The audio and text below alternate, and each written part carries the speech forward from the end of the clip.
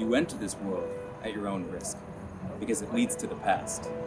Not a future that will be, but a time from long ago. This is not a new world, simply an extension of what began in the old world. These people are obsolete, temporarily visible for you. Welcome to the Graveyard Zone.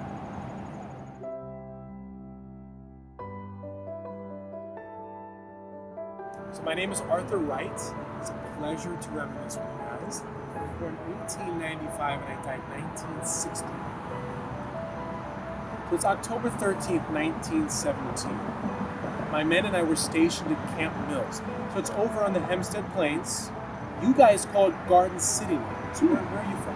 Manhasset. You're from Manhasset. Excellent. So you guys are familiar with Garden City, Long Island. Well, we had some time on our hands. Okay, so we were invited by two ladies in Manhasset to a supper. A very kind act by civilians to those of us who were sleeping on cots and using latrines in the outskirts of camp. Not the cleanest, not the best, not the most comfortable. So Mr. George Linklater, he picked us up, a few of my men and I, in his snappy red touring car. He brought us to Manhasset. So supper had been arranged for the following evening. And when we were there were some neighborhood young ladies who attended that night. One in particular caught my eye, Miss Dorothy Newbold. Here's a photo of her if you guys would like to see. Isn't she gorgeous? Now, at the supper, we got lucky because my men and I were used to sleeping on those cots, eating mashed potatoes in a mess hall. We got to use their shower bath and tub. Wow, it was amazing. But I let my men know I would be first because as Corporal Wright, I was in charge. Now, unfortunately, 5 days after I met Dorothy, my men and I were shipped out overseas on the ship the President Lincoln out of Hoboken. Now, I sent a postcard to Dorothy and I let her know of my safe arrival in France. Luckily, she wrote back. And she just kept writing, and we kept writing to each other. And sometimes Dorothy's letters would arrive soaking wet. But I would stand in the mud, I would devour every single word. Her letters were what got me through those horrifying times in the trenches. Now, she had absolutely superb penmanship. It was incredible. See, she was a school teacher over at schoolhouse number 6. It's where those sports fields are across from Macy's, right on Northern Boulevard. Now, here's a picture of Manhasset's first school. Perhaps you guys are familiar with it. Now, they moved the original structure to the old Bethpage Village restoration as a museum. Maybe you guys have visited before. Thank you very much. So, during the Great War, I took part in some major offenses. Perhaps you've heard of them. Moose Argonne, En-Marne, Saint-Michel, and Champagne-Marne. Now, I was one of the lucky ones who survived the En-Marne offensive. It lasted 20 days. It was a very bloody battle. 350,000 casualties. However, November 11th, 1918, the armistice was proclaimed. The war was over. Now, I returned back to Manhasset, where I joined the American Legion.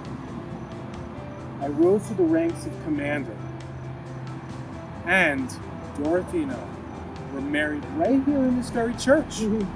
Actually, by her father, who was the minister, Reverend Charles Laurie Newbold. If you guys walk around, you can actually read it on the other side here. On the cross on that side on the right, my family is buried here. Her family is buried here. It was a beautiful time. And now Dorothy was a smart cookie. See, she married Mr. Wright. Now, my family owned Wright's Hardware. And perhaps you guys are familiar with Plandome Road. It's a Wells Fargo bank now, but it looks almost the same that it did in the 1940s. Almost the same, but it was a beautiful building. I played the violin with the Orchestralians back when people actually played live music and danced. The garb, the gowns, it was an amazing time. And Dorothy and I had 3 sons, one of which you may have met today. His name is Ward Wright. He's 98 years old. walking around here with a walker. My granddaughter, Holly Melikar, she's also around here somewhere. It's wonderful to have my family in this neighborhood. We've been here for generations. But I must be going. It's wonderful to have met you. If only I had my violin to play for my sweet Dorothy one more time. But please, thank you so much for coming. It's been a pleasure having you. Enjoy your walk, enjoy the weather, enjoy the tour. Thank you.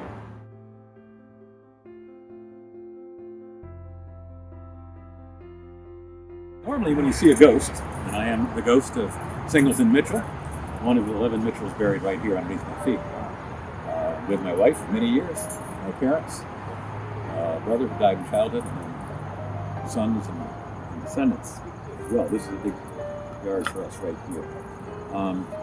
We are an old family in Manhasset. My great-great-great-grandfather came in 1694, and he was a surveyor. He built a small house down in what is now Whitney Pond. And when I say small house, I mean it literally. It was 16 by 16 feet big. But it was big enough, I guess, for 11 children, a wife. Of course, there were some servants that lived in the house. And in wintertime, the cattle would come in. So whenever a Mitchell had any extra money, we would begin to add on to the house. So over the years, it did get bigger. And this is how it appeared when I was living in that house as a child.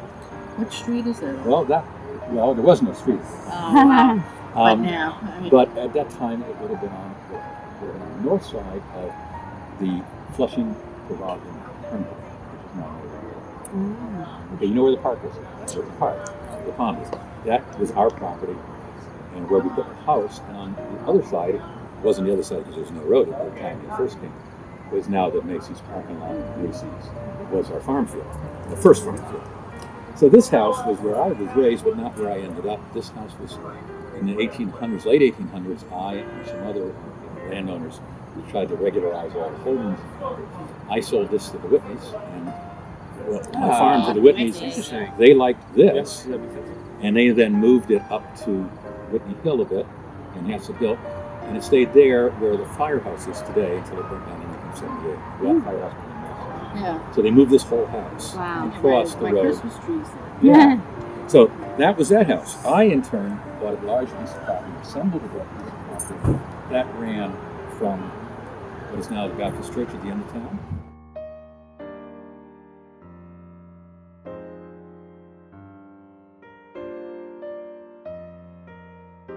My name is Edgar Poole. I was born here on April 17th, 1840. My family were preeminent dry goods merchants. My father had a store on what is now Horace Harding Boulevard, next to what is now Lake Success, here in the city of Queens, in the county of Queens. Now, your Nassau County didn't exist until 1898. Prior to that, this was all part of Queens County, in the city of Queens. Now, I was 14 when the first cholera epidemic hit Long Island in 1854.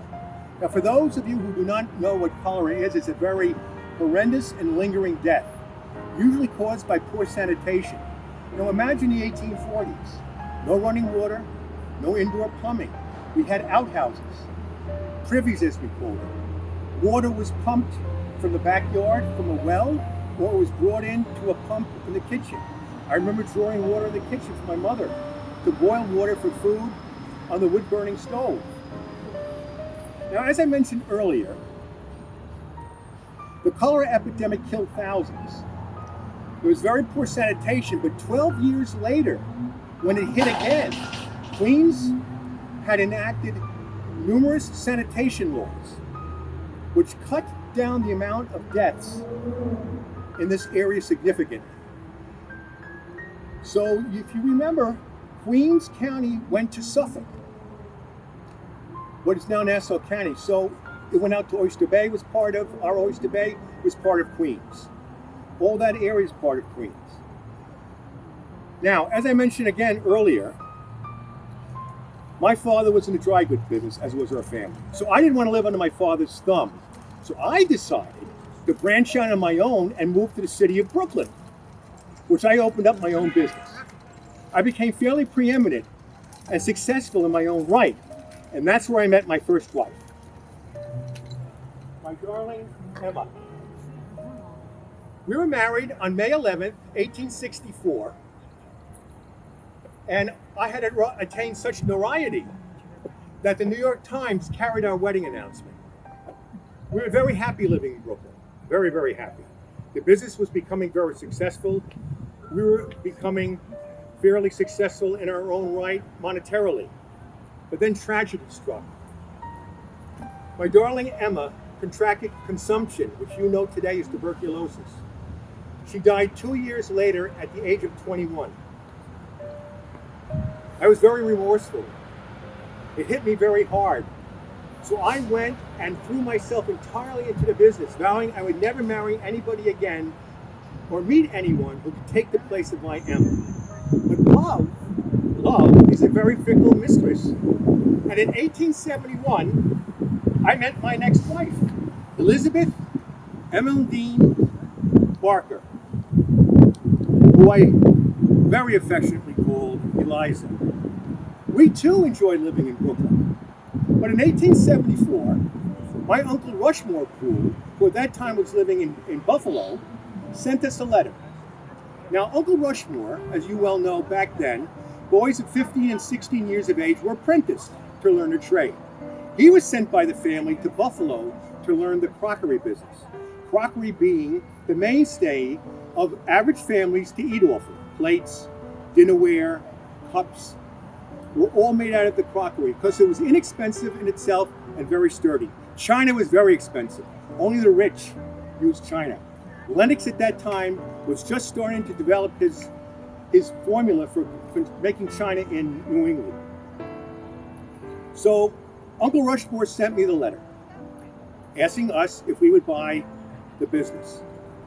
In the letter he explained that a great fire had occurred in Buffalo, and that my cousin, who was his partner in the successful business that he built, was a volunteer fireman and died fighting a fire. There being no professional firefighters back then, as there were here in Queens at that time also. And he had given up on the business. So Eliza and I jumped at the chance, absolutely jumped at the chance to move to a new city, which was becoming the second city in New York State, and start a brand new life. So we moved to Buffalo. Over the next 26 years, we built one of the most successful crockery businesses in Buffalo. We were well known throughout New England and in New York State. But the panic that occurred at the turn of the 20th century hit us very, very hard. Very hard. And in 1900, we had to close the business. We had amassed a debt, if I remember right, was $24,000, which may not seem a lot to you people, but in your modern money, that was $780,000, almost $1 million we incurred. So we had to declare bankruptcy. And in those days, they didn't have Chapter 11s or Chapter 13s. It was all personal bankruptcy. So Eliza and I lost everything.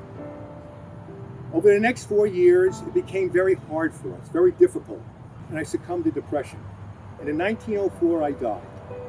Now, our family, having a plot here at Christ Church, behooved themselves to have my body moved down here.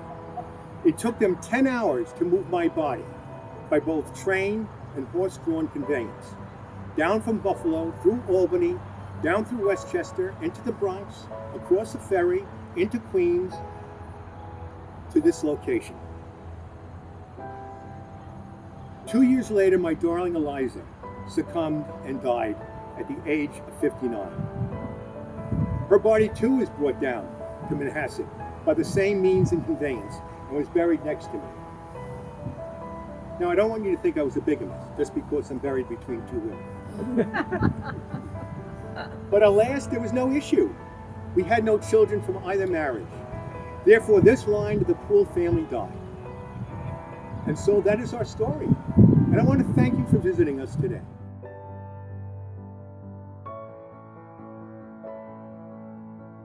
My name is Phebe Tredwell. I grew up in Manhattan with my 7 siblings, yes 7, where we lived our entire lives. You might be wondering then why we're buried here at Christ Church.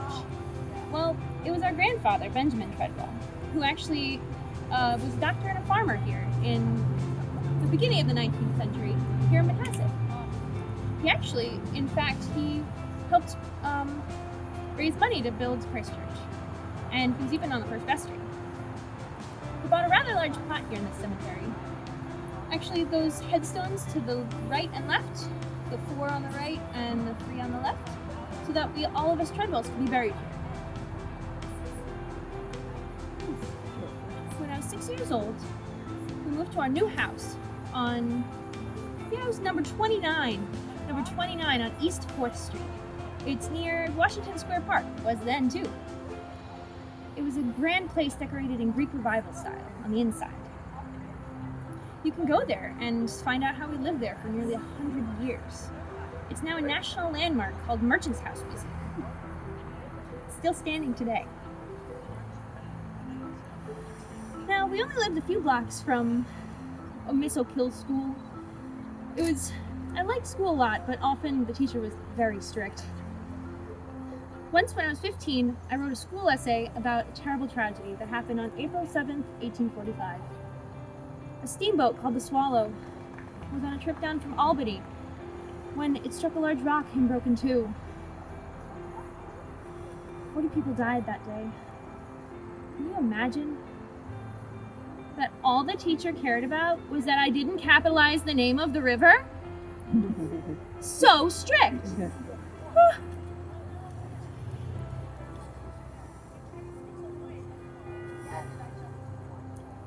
Every summer, we would go up to our summer house in Rumson, New Jersey. It was a beautiful 850-acre property that had lots of fresh air and grass, unlike the city that had yellow fever and cholera. But one fun thing about life in the house on 4th Street was the dances that we had in our parlor. We moved all the furniture out of the way and we got dressed up for the occasion. My favorite dress, like this old thing, had a full skirt and ribbons down the back. It came from Mr. A.T. Stewart's store downtown.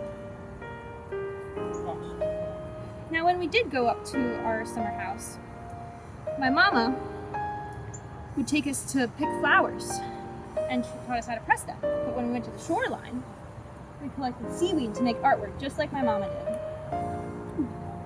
Seaweed has a naturally sticky texture that makes it perfect for pressing into scrapbooks, just to adhere right to the paper, right away. Now, only 3 of my siblings married. Married life looked too complicated and messy for me. I was content to be at home with my sisters, Julie and Gertrude, where I took over the household after Mama died. You'd like to see a picture of our home. One of our many rooms.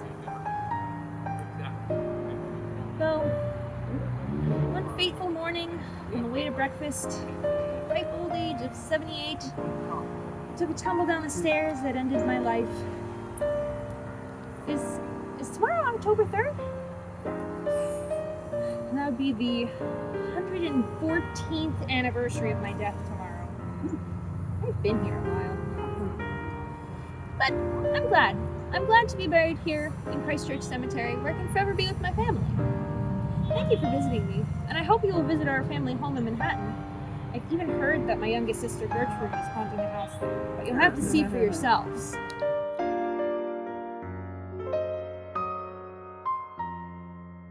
So mine is a love story. My name is George Skidmore, and I was born in 1848 and was baptized at this church. I came from money. My mother was a Hewlett, and I'm related to the Tredwells too. The year was 1880, and I was a married father of 3 working in Manhattan. All good. One June evening, returning home at the end of the day, I was with my brother on the Sewanaka ferry boat when its boiler exploded.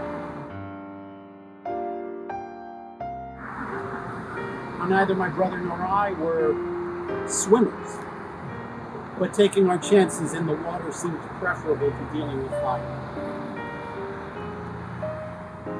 We went over the railing together, but we got separated in the confusion. I made it to shore, but sadly, my dear brother did not. I survived without physical injury, but with an emotional devastation that was fueled by a sense of guilt and loss. I had problems eating. I couldn't sleep. I lost interest in my work and neglected my friends and especially my family. My marriage, which had seen a dissipation of love over the years, became quite contentious. My wife, Josie, was a willful one, and I was a man of my time with an expectation of a far more dutiful wife. Also, I was not okay. I think today you would call what I suffered with depression or post-traumatic stress disorder. But this was then, and there was no understanding and no help anywhere to be found. Given my state of mind, I had no will to fight with Josie. I had money enough, and so I divorced her. It was harder then, and my kids took it hard. They loved their mother dearly and had limited understanding of my story. I took care of them financially, and I moved in with my parents. I was 32 years old and in a very dark place. But a coworker of mine kept encouraging me to write to a relative of his in Sweden. And so I started a postcard relationship with Rosalie. She was 10 years my junior, and her posts soon became a light in my life.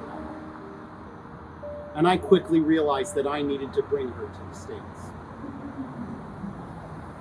The first time I saw her, my heart leapt. And she had that same effect on me throughout our 45 years of marriage. You see, she died in 1928 at the age of 7. And I thought that a fitting tribute to the love of my life would be to construct a stained glass window in her honor.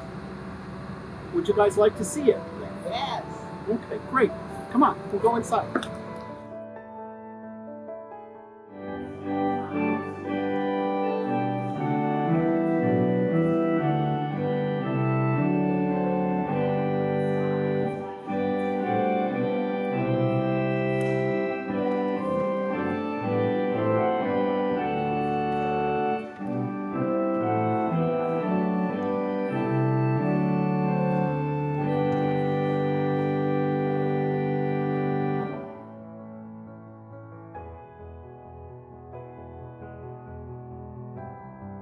Welcome to my cemetery, as I like to call it.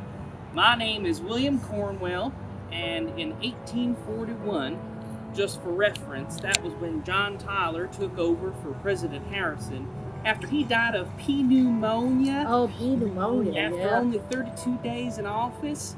Well, that's when I was the sexton here at Christ Church. Now, if you're thinking that I said that I was this, well, I didn't. That's a sextant. I was the sexton. So at that time, most of this cemetery was grassland. So they used to let me graze my sheep to keep the grass trimmed. And it was about 2 acres at the time. And you should know that actually my best sheep, well, this was Eunice. This is all that's left of her. She was one of my best ewes. She used to graze for hours. But the push mower wasn't invented until 1870. So this is all we had. If only Elwood McGuire of Richmond, Indiana had hurried it up a bit, it would have been a little bit more convenient with those push mowers. After the services, though, the parishioners would come out here and make a day of it. They'd socialize and catch up on all the gossip, like when that Estelle Ruland done run off from her husband and she took up with, maybe I best not tell tales of the dead. It would be disrespectful. But you can imagine all the families spread out here. Plenty of grass, courtesy of Eunice, of course. They'd have their hampers full of roasted chicken and blueberries and cornbread and apple pie. Apple pie was my favorite. I couldn't get enough of it. My other job here, though, was to dig graves. That's right, somebody had to do it, and I was the only one permitted to dig the final resting place. With a shovel, of course. Now, would you care to take any guesses how much it cost to dig a grave in 1841? $1.23. Oh, you're not far off. It was actually $2. Who could pass up that kind of money in their pocket? No. So 1841 was also the first mention of Groundhog Day in these United States. Now, I was so relieved, let me tell you, when that little critter said spring was a-coming. I nearly bent this shovel many times digging in the hard earth in those winters. And the other thing you should know is that the blizzard of 1888, well, I wasn't around for it, but hoo-wee, was that a big one. It gave us 2 feet of snow here in New York, with wind drifts 50 feet high, and it stuck around for weeks. Poor Mr. Sylvanus S. Smith. He died right in the middle of that blizzard, and he's buried yonder on the other side of the church. At that point, my son had taken over for me as gravedigger, so I was a mighty proud papa to have a family legacy. But when I was here, I got to know everybody, both standing up and lying down. Now, inside the church, on Sundays, I'd sit in the last pew on the left, number 24. Wear my Sunday best because I was the usher. Now, I'd escort the latecomers to their pews, and of course, make sure that the door didn't bang from the wind. You know that thing still bangs from the wind 180 years later? Some things never change, I suppose. The other thing I'd do is make sure that all the foot stoves had hot coals in them. Now, the churchgoers would bring their portable stoves in their wagons with them, so I'd have to run across the street to the old Ruland Inn and get a fresh supply. And of course, maybe with the added side benefit of taking a few swigs of whiskey with the men outside, to warm up the insides. Have to. Or maybe just to, fortify ourselves for those long sermons. Anyhow, I'd better get going. I gotta go open up the church for the Reverend and light all the gas lamps. So I'll see you later.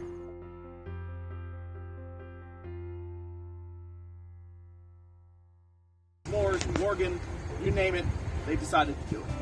Now I can promise you that what they probably paid in 2021 would not have been possible with our budget of $25 a year for maintenance in 1830. $25 is what we budgeted to maintain our building. And on top of that, the pew payments not only covered the $25 a year maintenance of the building, but it also covered my salary of $41.67 a month. Which, if I'm being honest, was actually, I think, pretty high for a clergyman in those days. Because Christ Church was one of only 2 large Episcopal parishes in Queens County at that point. There was St. George's in Hempstead, which was a chartered parish, meaning that the King of England in the 17th century chartered that parish. So they actually have their charter in the church.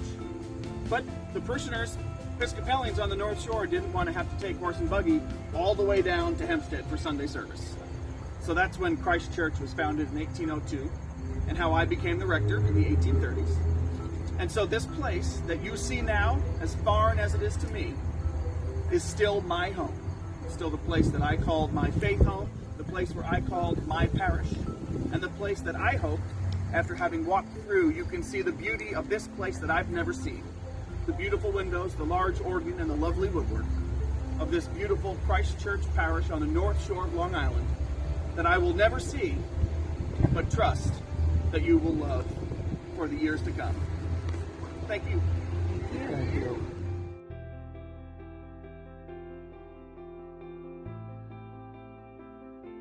name is Estelle Ruland. That was my daddy's hotel. Some people called it a saloon. They even wrote it down as Ruland Saloon on a map, but it was a respectable place in 1870. Okay. And Daddy also had another hotel in Oyster Bay, and that one had a strange newspaper article going around about it saying that there was no liquor license. But my stars, do you believe everything you read in the papers? I certainly hope not. When I was about 12, I had to watch my baby sisters after school when I was about that age. My brother Charles, he was 10, and he was always down at Mitchell's Pond catching frogs. Oh, goodness. So Mama made me do it. I was not happy about it at the time, but now I think more about how hard Mama worked to clean the hotel, all those rooms. You see, this road over here, it was called North Hempstead Turnpike. Very quiet now, it was very noisy all day. The carriages at that time would kick up dust, and we had our windows open in the spring and summer. So Mama wanted those floors clean, and she needed me to watch Hattie and Annie, my sisters, as she cleaned. I tried to keep them out of trouble, but there was this one time that Hattie took all the cleaning rags and she hid them underneath the bed. Mama spent 1 hour looking for them. Oh boy. Not happy that day. When she found them, did Hattie get a whooping? I believe so. I think so. She deserved it, though. Excuse me for saying that. At the end of the day, I would go into one of those clean as a whistle rooms. I would just shut the door behind me and I would sing. It was my escape. No more little sisters tugging at my skirt all day. And I would just sing, and I was not as good as that Jenny Lind that toured all over the United States. 1850, I was... Oh, lovely, lovely music. My mama told me all about her. I was just a baby when she was famous in 1850. I was just a baby. Loved her. Let's see. Time went on, and I met Mr. Richard Hingle. I used to practice writing my name like this, Mrs. Richard Hingle. And we were married at this church in 1873. We lived in Oyster Bay at first, and Richard worked as a wheelwright. You see, with all the ruts in the road, people needed new wheels, they needed new carriages every year. Do you need new wheels for your carriages every year? I do, because there's still big ruts in the road. Still, they haven't resolved. Seems like we haven't really gone too far. Goodness, some things never change. Yeah. Huh. Let's see, we had rabbits, we had chickens, we had 3 children. First was Katie, born shortly after Richard and I were married. Then John was named after my daddy. And then Frank. And then we moved to Freeport, and Richard worked nearby in Merrick. Things were good for some time, but we all make mistakes, is that right? It was Mr. Casey, our neighbor. I just could not resist.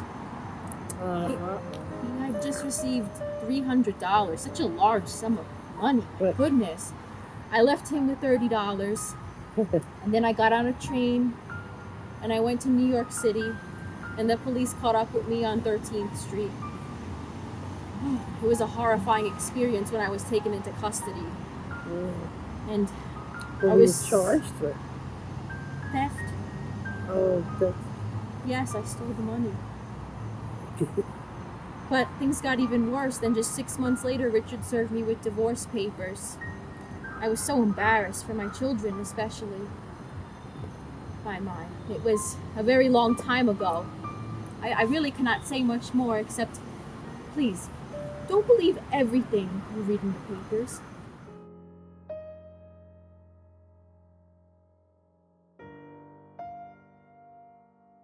Frank, dear, they're here.